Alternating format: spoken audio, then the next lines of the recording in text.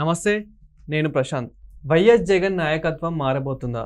ఇందులోకి వెళ్ళి సజ్జల రామకృష్ణారెడ్డి వైఎస్ఆర్సీపీ నుంచి మరి వెళ్ళిపోబోతున్నాడా? మరి ఆ ప్లేస్లో ఇంకెవరు రాబోతున్నారు? దీని గురించి అయితే తెలుసుకుందాం. దీని గురించి అయితే మాట్లాడేందుకు ప్రస్తుతం మనతో పాటు సీనియర్ జర్నలిస్ట్ సిఎస్ రావు గారు ఉన్నారు. నమస్తే అండి. నమస్తే సార్, జగన్ గారి ఇప్పుడు ఏదైతే కోటరీ ఉందో సో ఇదంతా చేంజ్ కాబోతుందా?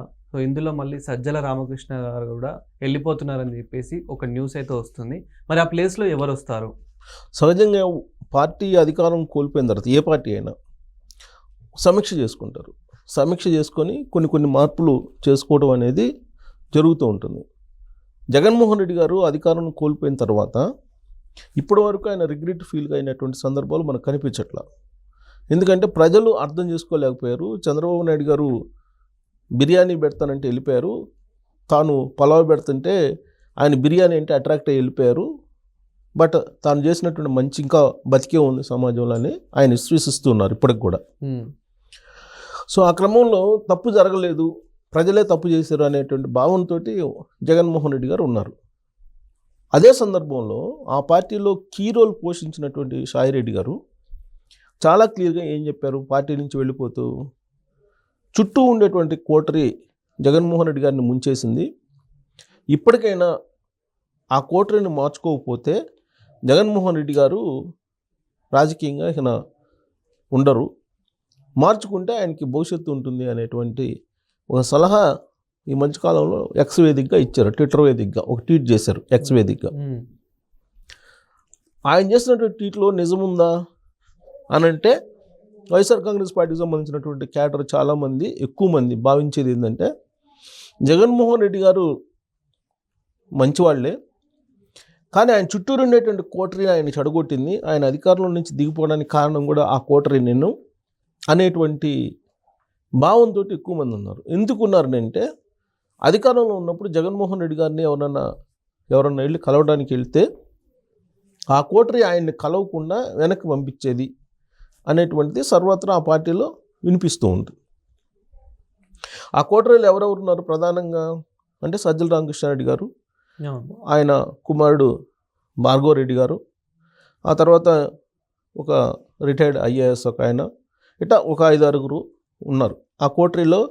ఆ కోటరీ చుట్టూరు ఉంది. ఆ కోటరీ ఎవరిని కలవనివ్వదు, అసలు విషయాలు ఆయనకి చేరనివ్వకుండా వీళ్ళ సొంత ఆలోచనతోటి మొత్తం చెప్పి బయటికి పంపించేవాళ్ళు.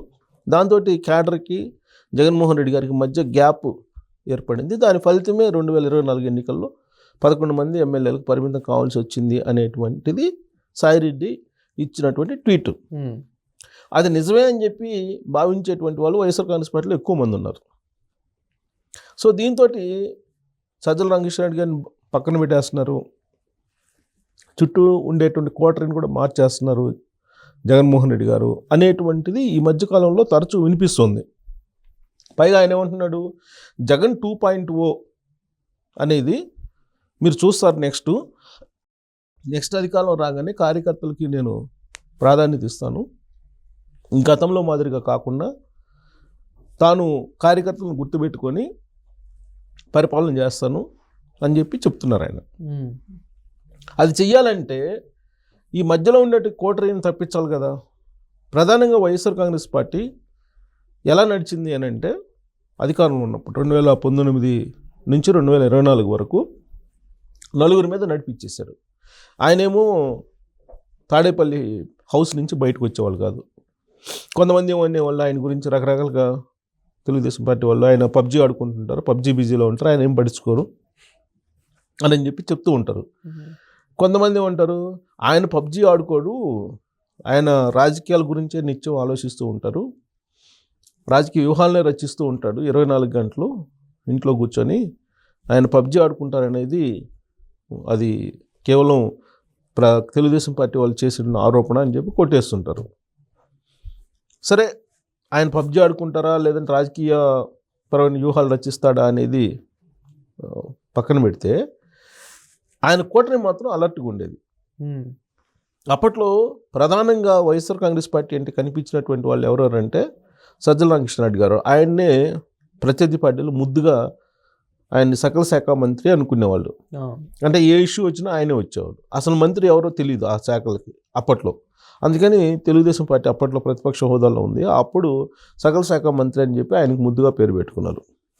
2 వైవి సుబ్బారెడ్డి గారు, ఆయన సొంత బాబాయ్ వైవి సుబ్బారెడ్డి గారు. ఆ వైవి సుబ్బారెడ్డి గారు ఒక కీలకమైన రోల్ పోషించేవాళ్ళు. ఒక సాయిరెడ్డి గారు, విజయసాయిరెడ్డి గారు. విజయసాయిరెడ్డి గారు 4 వచ్చేసి పెద్దిరెడ్డి రామచంద్రారెడ్డి గారు. వీళ్ళ నలుగురు మీద నడిచేది ఆ పార్టీ. ఆ తర్వాత మిగతా వాళ్ళు. సో వీళ్ళ నలుగురికి ఫుల్ పవర్స్ ఇచ్చేసి వదిలిపెట్టారు.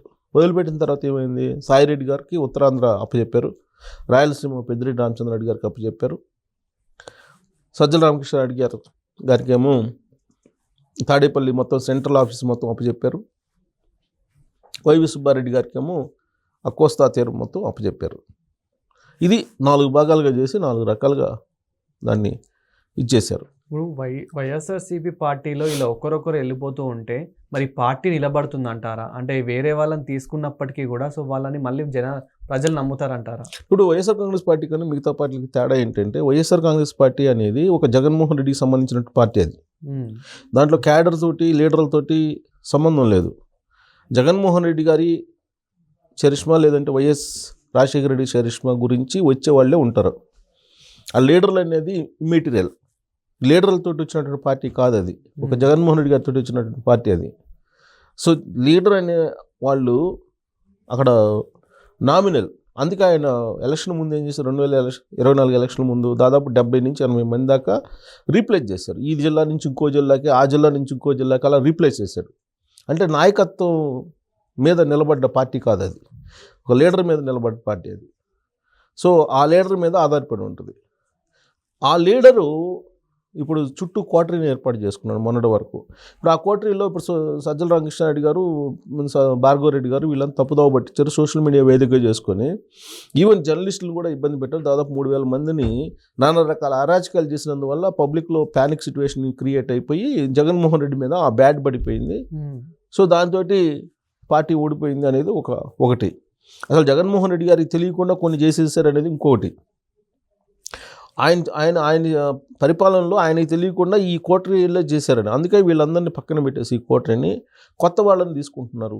ఇప్పుడు కడప జిల్లాకు సంబంధించినటువంటి సతీష్ రెడ్డి అనేటువంటి అతన్ని సజ్జల రామకృష్ణారెడ్డి ప్లేస్లో రీప్లేస్ చేసేసి అతన్ని ఉపయోగించుకోవాలనే ప్రయత్నం చేస్తున్నారని చెప్పి తెలుస్తుంది. అలాగే ఇప్పటి వరకు ఉన్నటువంటి వైవి సుబ్బారెడ్డి, ఆయన రాజ్యసభలో ఉంటాడు. వైవి సుబ్బారెడ్డి ఆయనకి అలానే పవర్స్ ఉన్నాయి. సాయిరెడ్డి గారు వెళ్ళిపోయారు. మరి సాయిరెడ్డి గారు వెళ్ళిపోయారు, సాయిరెడ్డి గారి బదులు ఎవరో ఒకరిని అక్కడ పెట్టాలి కదా. ఇలా కొత్త వాళ్ళని, క్యాడర్కి అందుబాటులో ఉండేటువంటి వాళ్ళని నియమించడం ద్వారా పూర్తి స్థాయిలో ప్రక్షాళన చేసి పార్టీని బలోపేతం చేసి ఆయన ప్రజల్లోకి వెళ్ళాలి అనేటువంటి ఒక ఆలోచన చేస్తూ ఉన్నాడు.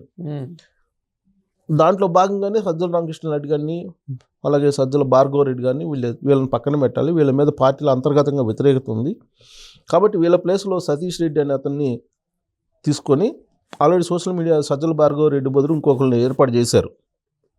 సో ఒక్కొక్కరు మార్చుకుంటూ వస్తున్నారు. ఇప్పుడు అంటే పాత నాయకత్వాన్ని కంప్లీట్గా పక్కగా జరిపేసి కొత్త నాయకత్వాన్ని తీసుకురావడం వల్ల ప్రజాదరణ పొందాలి 2029 నాటికి. అదే జగన్మోహన్ రెడ్డి 2.0 అనేటువంటి కాన్సెప్ట్లో ఆయన ముందుకు వెళ్తున్నాడు. సో ఇదంతా చూస్తుంటే సజ్జల రామకృష్ణారెడ్డి గారికి కౌంట్ డౌన్ స్టార్ట్ అయిందని చెప్పి మనం భావించడానికి అవకాశం ఉంది. Thank you.